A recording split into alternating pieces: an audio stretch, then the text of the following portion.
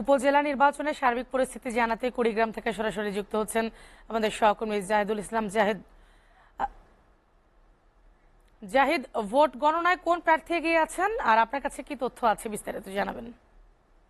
রূপা, আপনি জানেন যে সকাল 8টা থেকে কুড়িগ্রামের 3টি উপজেলায় ভোট গ্রহণ শুরু হয়েছে এবং বিকেল 4টা পর্যন্ত ভোট গ্রহণ চলছে এবং 3টি উপজেলাতেই শান্তিপূর্ণভাবে ভোট গ্রহণ হয়েছে এবং একে একে ভোট গণনা করে প্রিজাইডিং অফিসাররা তাদের ফলাফল নিয়ে চিলমারি উপজেলা পরিষদ চত্বরে আসছেন। আমি এই মুহূর্তে আছি উপজেলা পরিষদ চত্বরে।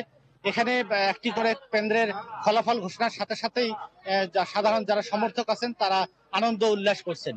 এখানে উপজেলা পরিষদ চেয়ারম্যানে এখন পর্যন্ত প্রায় 45টি ভোট কেন্দ্রের মধ্যে 43টি এসে পৌঁছেছে এবং 43টির ফলাফলে অধ্যাপক রুকনুজ্জামান শাহীন পেয়েছেন 27,357 ভোট এবং তার নিকটতম প্রতিদ্বন্দ্বী কাপ্রিস মার্কায় পেয়েছেন 11,301 ভোট। এই ব্যাপক ব্যবধানের মাধ্যমে এখনো তিনি এগিয়ে আছেন। বেসরকারিভাবে এখনো পর্যন্ত ফলাফল জানা যায়নি। রুকনুজ্জামান শাহীনের সমর্থকরা ব্যাপকভাবে আনন্দ উল্লাস করছেন।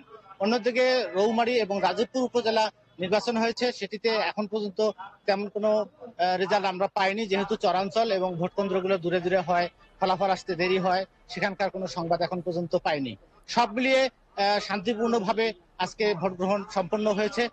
কুড়িগ্রাম থেকে এই ছিল সর্বশেষ জি আজকে উপজেলা নির্বাচনের তথ্য। রূপা। জাহিদ, আপনাকে অনেক ধন্যবাদ।